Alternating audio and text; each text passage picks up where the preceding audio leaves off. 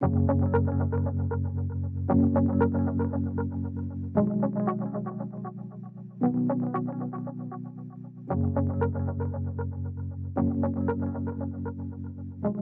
to be here. I'm Marimba Milliones and President and CEO of the Hill CDC, and really happy to be in your area to learn a little more about what's happening here in Beaver Falls.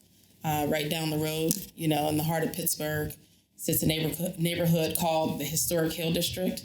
Sits between the University District of Oakland, which most of you are probably familiar with, and of course downtown. It's about 1.8 square miles of land in the heart of our city, and apparently about 53 minutes from you. How many of you have been to the Hill District before?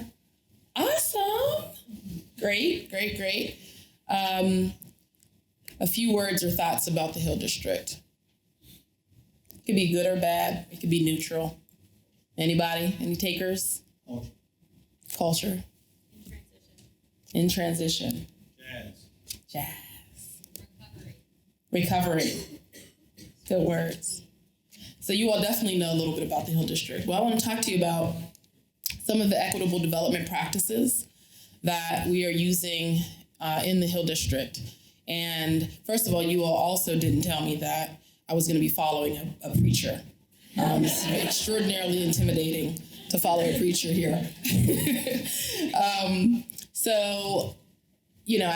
understand there will be questions at the end, and that's very important to me. I'm a teacher, glad to be in a high school, but really want to make sure that I answer your specific questions. So please do not hesitate to ask them at the appropriate time. We're going to talk a little bit about a toolkit, case study, and again, we'll have a chance to close out with questions. So a little bit about the Hill CDC. We focus on, ironically, people, place, and policy. Who named this event? We are focused specifically on building people as we build the place so that the people are not displaced once the building happens. We are committed to advocating equitable policy on the front end so that we can assure that the community remains intact and that the people benefit from what is happening in the neighborhood, first and foremost. The people who have endured the long, difficult, and arduous times before the good times start rolling, most especially. So, centering on human needs, this may look familiar, Maslow's hierarchy of needs here, okay? Right at the bottom there, you see psychological needs, food, water, warmth, rest. Anybody remember Maslow's hierarchy of needs? We forget about it as we do our work, as we progress. But I encourage you to revisit it because it will really inform your approach to community development and policy.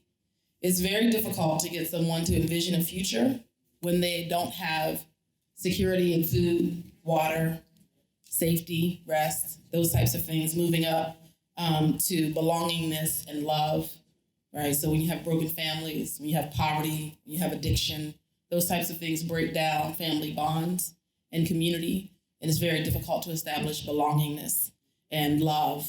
And so it's important to tend to the human needs as we try to tend to the economic needs. Esteem needs, prestige and filling. Charles talked a lot about hope.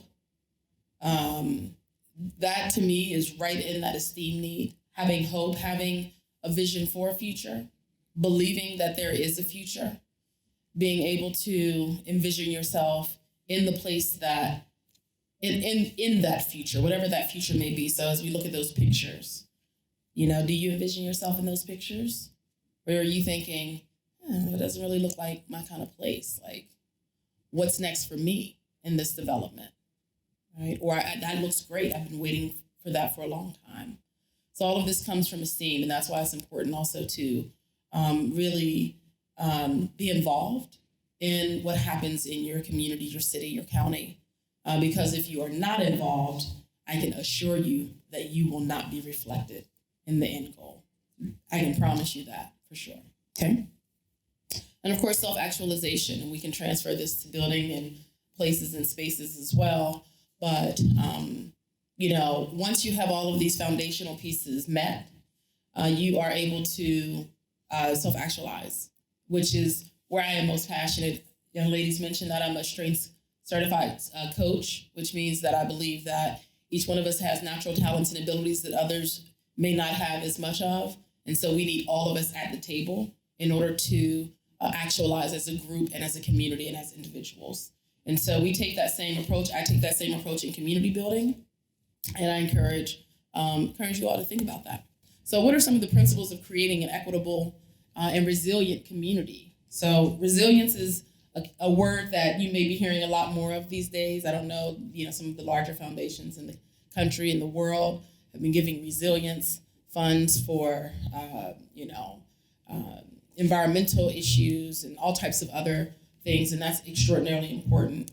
But there's also social resilience, bouncing back from difficult times. I know this area has experienced sufficient difficult times to bounce back from. That resilience is important. And so we try to think through that when we think about these best practices and principles. So the first principle is first, do no harm. First, do no harm.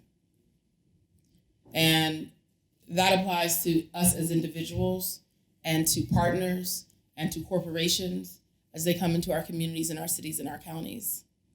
The responsibility is to do whatever you are going to do to make sure that you do not harm who is there and what is happening first, okay?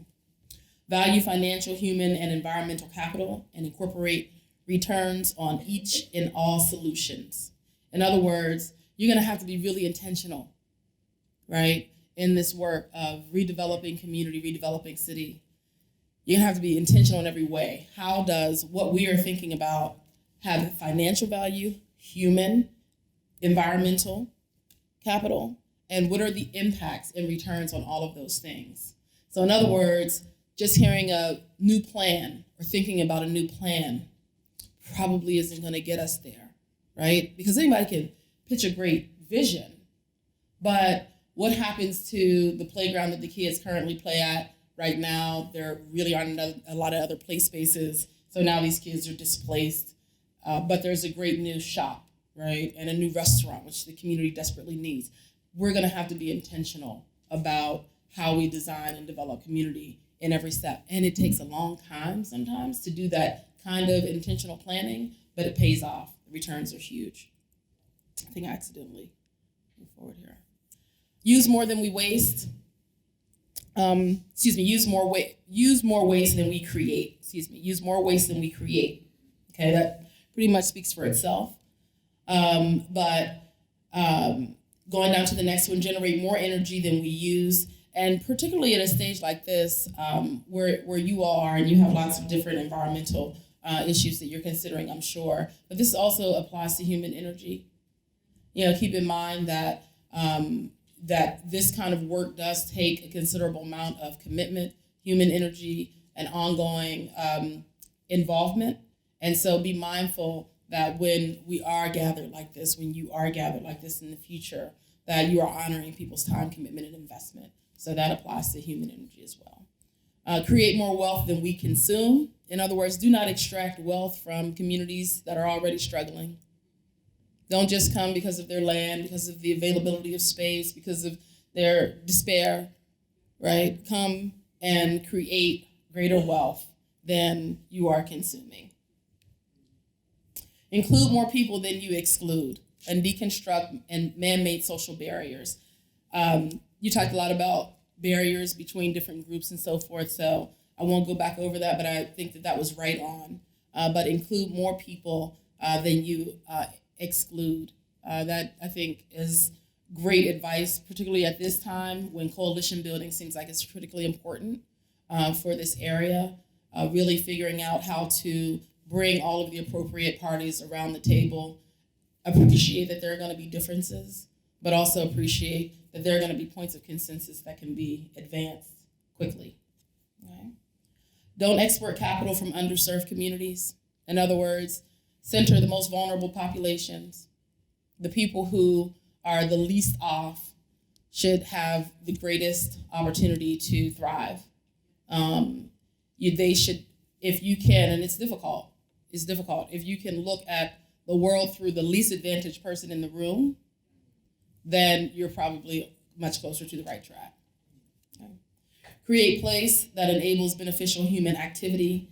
In other words, we have really gotten away from human activity in general. I mean, the digital culture has pulled us away from traditional activity, but research shows that that's still very important, so that needs to be central. And then centricity should be a primary focus of all community investment.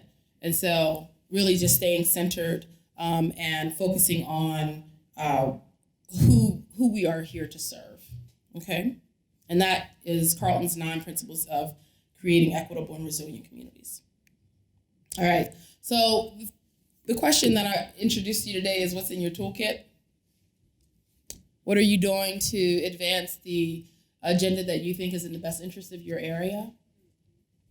Well, I would argue that if your neighborhood, your community, your city is anything like ours, you're going to need a Swiss Army knife. A hammer, a screwdriver, a single-use tool is probably not going to do it. And so I'm going to talk to you a little about some of the tools that we have used and some of the philosophies. Creation and codification of a community plan. So I heard that there have been some community plans or some city plans that have been done. I imagine that many of you from different communities here. Unfortunately, I haven't had a chance to know about each one of you, but I imagine that each one of you has a different community that you may be representing, or clusters of you. So the codification of a community plan, or the adoption of a plan that has been endorsed broadly by the key stakeholders, most importantly, the residents, the people who live here. Okay. Our philosophy is that advocacy should be Plan B. In other words, that legislation and government are chiefly responsible for protecting people. They are chiefly responsible for doing whatever needs to happen to protect the interests of its citizens.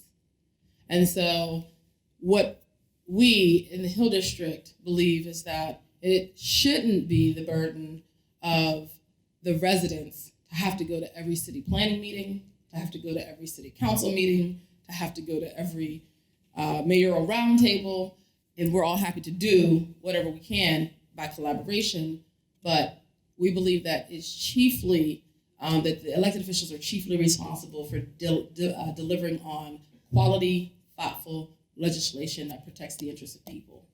This way, we can spend our time on things that remain challenges, but not every single fire that happens because there was just no quality legislation or protections put in place on the regulatory level. So, and I tell you why, fundamentally, because you're going to burn out. Everyday residents will burn out if they have to stay in advocacy mode. You just literally cannot keep up with the power of government as an institution. So government has to take on that burden. Okay. The development review panel I'm going to talk about puts development decisions in the hands of our community. Literally, residents make decisions about incoming development. They score them against the community endorsed plan. I'll talk to you a little more about that. Community land trust, displacement does not have to be the outcome of development. And community benefits agreements, advocacy, and use of law. And I'll do a slightly deeper dive into some of that. So here's our community master plan. Community master plans fortunately have a long shelf life. Ours was completed in 2011. It's still relevant. Development takes a long time. And so when you do it, it's not something you'll have to do every 2 years. In your case, you do have a huge development that's going to impact the city rapidly. And so you may have to plan more frequently than every 10 years. But keep in mind that when you do this activity, you should really be able to get a lot out of it. But this is what guides our work. These are our guiding principles. Here we have program initiatives on the left. Our master plan is really kind of 2 buckets. One, program initiatives. The program initiatives really deal with quality of life and maybe some economic development programs and those types of things. And the second part is really about real estate development. in urban design proposals. So this part is, the right side is about the different portions of our neighborhood, and the left side is about connecting, right? Historic preservation, place spaces, small business support, those types of things, resident support, arts, culture, okay? So what we have been working on in the Hill District is getting our master plan codified with the city. And so that means that we've done our work as a community. We've been doing this kind of work for a very long time. And so now we want the city to recognize and honor it and codify it, endorse it as a formal city plan, so to speak. Again, what does this do? It relieves the burden of advocacy off of everyday residents and places that responsibility on planning commissioners and other regulatory parties, so that residents can do things that residents like to do, like maybe go have dinner with their family every now and again, and that kind of stuff. Because really, when you're in advocacy mode because a new development is coming, and you are going to have, I imagine, a lot of development on an ongoing basis, multiple filings with the city on a regular basis. So to sustain yourselves, you're going to have some strong legislative controls in place. And so I do encourage a lot of discussion with elected officials and residents and advocates now to make sure that those protections are in place. Okay. Our development review panel, this is a snapshot of kind of how our website looks. If you go to hilldistrict.org/DRP, this is a panel of that was created by the appointment of 7 Hill District organizations, and each one of those organizations appoints a resident to our development review panel. That development review panel is the body that reviews all development that comes into our neighborhood. So when a developer wants to do a development, they go to the blue button, they hit submit a proposal. That proposal comes to our organization. Our staff reviews it and gets it to the development review panel. That developer is asked, we have a template and everything. The things we would need to know, like how many jobs will you create? How much affordable housing versus market housing? What are the environmental impacts? You have to decide what's right for your community, and it should be based on a plan. Because what happens with development is that it's such a subjective thing if you don't have guiding principles, right? Like everybody has an opinion about whether it should be a pizza shop or a deli. So you have to have the key measures that your community has broadly endorsed, and then everybody goes through that fair, transparent process based on the community endorsed goals and principles. Once it comes through the development review panel, they have to get an 80%. If they get an 80% at this level, then they go to the second picture there, which is the community meeting, which would be something like this, okay? And the developer would present, and every resident would then have an opportunity to vote on that plan. And if it scores 80% cumulatively between the panel and the community, then the development review panel submits a letter of support to the mayor, city council person, to, I believe city planning gets a copy, the developer gets a copy. If they don't pass, then they come back to the panel, and the panel works with them as a collaborator to make sure that their plan gets in line with the master plan. So it's really pro-development, but it's also pro-community. And I think that sometimes we get caught in this either or, when it really can be a both and. We can have development and we can keep our communities intact, but it takes mechanisms to do that. Okay. Another tool is the community land trust. As development happens, obviously your housing market, your commercial market, they're going to experience considerable pressure. Land values are going to increase, and people will be at risk of being displaced. New folks will come. I'm more curious than ever after hearing the speech now. But I mean, that's going to happen. There are going to be people who come. You still got the tech boom happening 53 minutes away in Pittsburgh. Not to mention this, one of the largest developments in the country, if not the largest, happening right here. It is going to attract new residents. And that can be okay. That's fine. It's just important to kind of have a vision for your community so that people can join into the vision and participate in its implementation. All right? And so what we are using our community land trust for is to preserve long-term affordability for small businesses, and also for people who need affordable housing. Because as the market pressure increases, what's going to happen with the people who can't afford to pay the new market rents? They move down the road 3 miles. What happens to those people? You have to think about that now, because the scale of development that you are faced with is no laughing matter. It's very serious, and it's going to happen so quickly. The reason why I know that is because of the community benefits agreement project that I'm going to talk to you about in one moment, and then I'm going to wrap up. So our community land trust is a part of a home ownership model, right? A community land trust is when the homeowner doesn't own the land, but they own the home. I'll show you a picture to explain that. So here's the pipeline. You either are at rental, or you can be in a community land trust home where you accumulate a little wealth, and or you own your own home, where we are buying vacant homes and rehabbing them and selling them at affordable rates. 120 or below is our number. The rental piece, we always say, well, you're paying your landlord's mortgage. You're paying a mortgage, but it's not yours, it's your landlord's. So our goal is to get people into the CLT property or into their own home at an affordable rate. So here's an example of a community land trust home. So the land is leased and the home is owned at a reduced rate. So you begin to collect some equity and you have ownership of that home. But when you sell it, you can't just sell it for a crazy market rate because you benefited, right? And now it's time to pay that forward to someone else who needs that help. Now that you've been able to accumulate some wealth, maybe now you can buy your own home at market rate.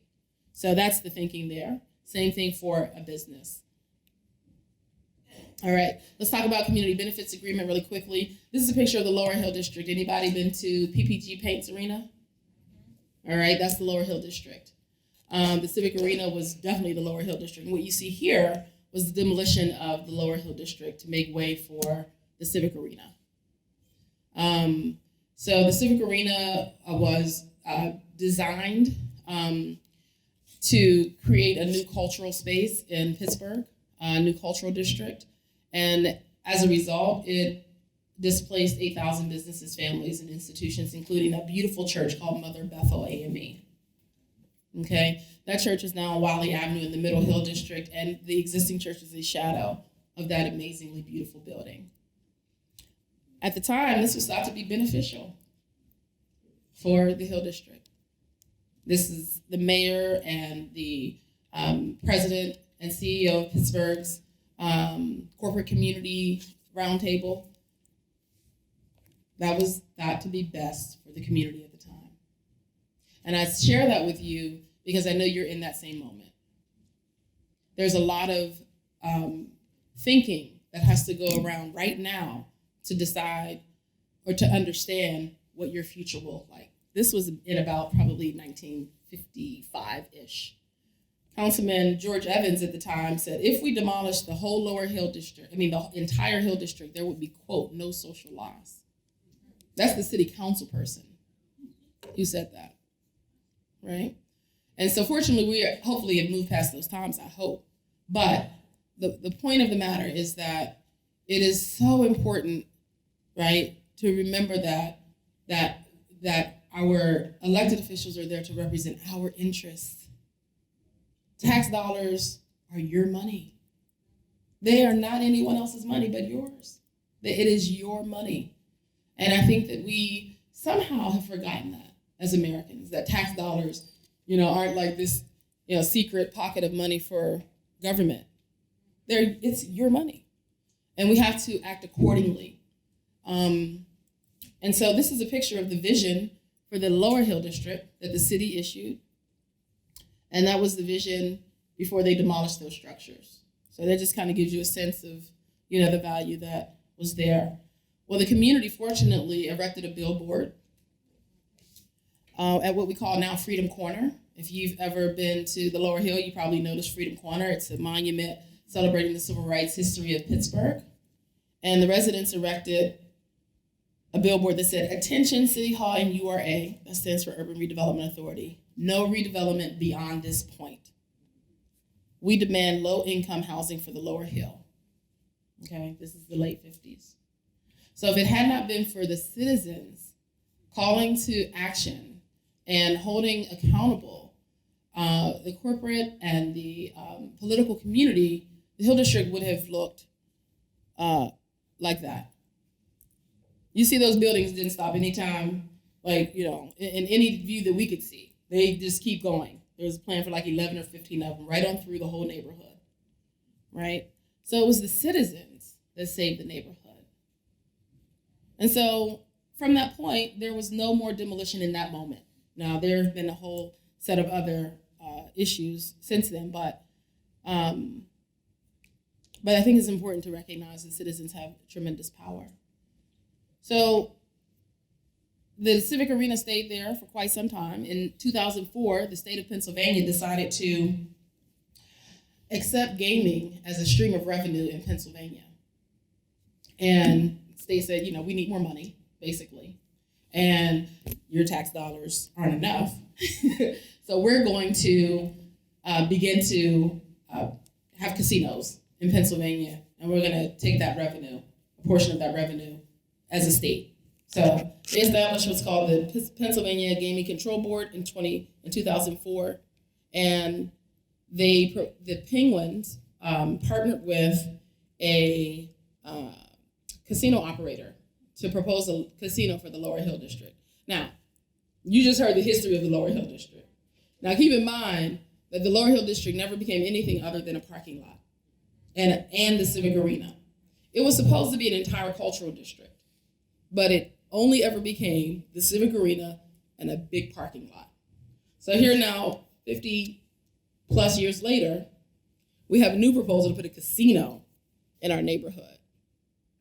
So the Penns coupled themselves with the Isle of Capri and said, oh, this would be a great idea. We could build a new arena. We can get some of this money, build a new arena, and we'll just, we'll have what we need. There were two other proposals, one for the north side, one for Station Square. That lady over there in the left corner is Thelma Lovett.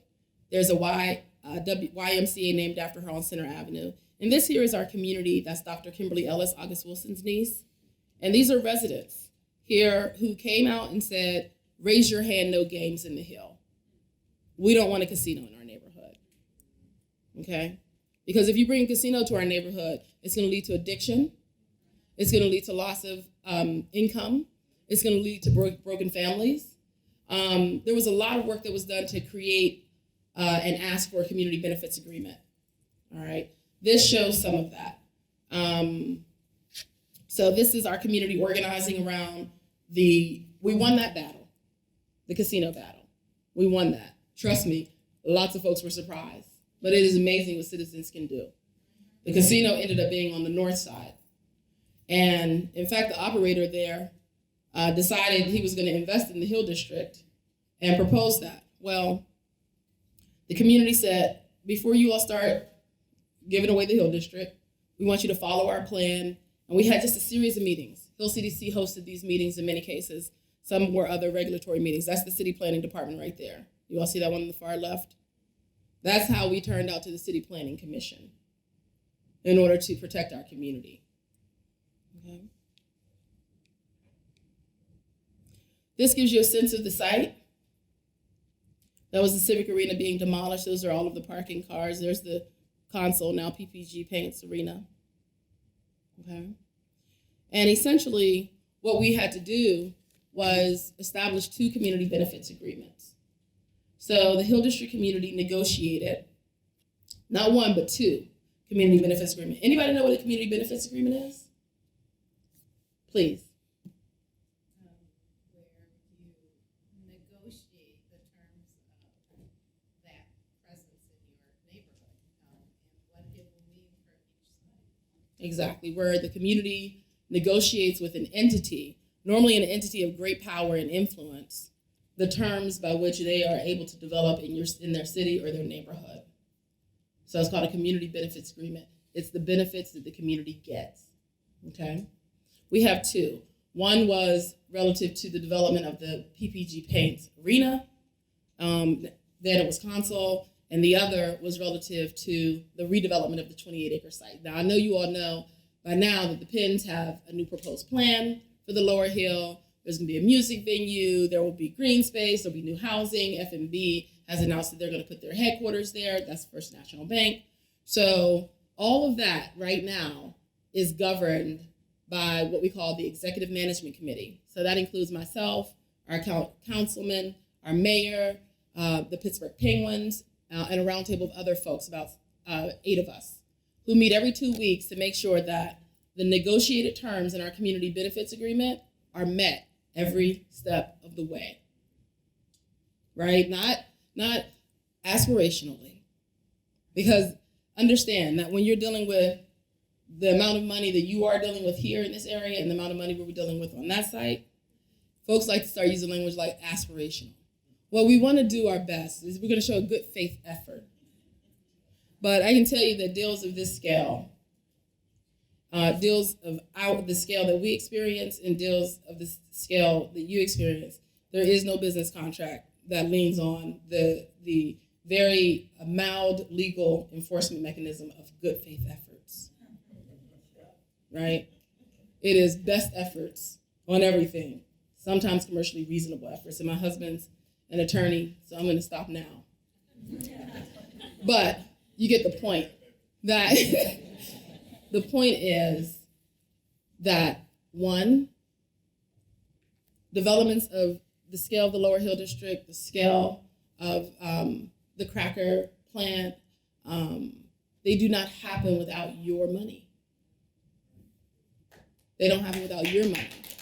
So when you speak and when you engage, do it confidently, knowing that you have invested the public's trust in the development of these future assets. And once that gets clear, once folks are clear on that, you also have to lean on your regulatory muscle. Hopefully, everybody can meet every 2 weeks like we do now. Trust me, we didn't start there. It took a lot of legal enforcement. It took a whole lot of advocacy for folks to say, let's just meet every 2 weeks, because we just can't keep on doing this, right? We can't take the risk of you filing an appeal in the Court of Common Pleas against our proposed development. We can't take that risk. We would rather just meet with you every 2 weeks and give you what you want. So understand that there is a benefit to them at some point, once the community says, you know what, you're not doing it for us, man. Like, I need you to show up differently. We need some commitments around environment. We need some commitments around making sure that you put some of your money into an affordable housing trust. We need some commitments to make sure small businesses don't get displaced. Oh, by the way, we need to make sure that our kids have books and computers, right? Whatever the issues are in your community, you know better than I do. You put them on paper and you say, this is what our expectation is in return for the $1.6 billion of our money that you received. Okay. Here are some of the wins that we got. Community Master Plan came from a community benefits agreement. That was a $350,000 document that ended up getting paid from the government. Oh, by the way, a lot of times what happens is the government, elected officials, this is no slight. I mean, this is a really tough job to be an elected official. But what happens a lot of time is the corporate community will put the pressure that they feel from residents onto the elected officials, right? You all got to get that together. We're going to leave, and you're not going to have those 5,000 jobs. And so elected officials are like, oh, we can't lose the 5,000 jobs. What can we do? And so they like to wedge elected officials against residents, which is absolutely the wrong framing for progress, right? The elected officials and the residents have to organize together in order to get the maximum return for their community, their city, their county. It's just imperative. So community master plan, first source hiring. So in other words, if you're hiring, you hire from this zip code first, okay? Citywide Affordable Housing Task Force was established. The largest tax financing district. What does that mean? That means that a portion of the taxes that get paid go into the broader community, right? They don't just go back to the government. They go they don't just go back into the general government bucket. They go into the most impacted community, right? So you could design it however you want it here, but that's how we did it. We did minority business developer contracts, workforce development requirements, synergistic community development focus. So here was the thing. This site that I'm talking about for the Hill District has the potential to, within 5 years, displace a large majority of our community. So one of the things that we negotiated was, when you are developing down there, that you take into consideration the impact up here. Ask for market studies, ask for environmental studies. They're done anyway. They're already done. I can tell you they're sitting on somebody's shelf or computer right now. Ask for them. What is the environmental impact on the water? What is the economic impact on the job market? What's this going to do to our small business community? Ask the questions. Ask for the studies. It should be on the city's website anyway, truth be told. But if it's not, just reach out to their government relations or community relations person and ask them. Okay. Culture and community legacy initiatives, whatever the history is that you want to celebrate here. How does that happen? How do you make sure that that's not erased in the future? And ongoing collaboration. You're going to have peaks and valleys all along the way. And there will be more wins to come our way. Hopefully there will be many more for yours. I'm not going to do our case study because I want to be mindful of time, but I'll be here to answer questions. Thank you.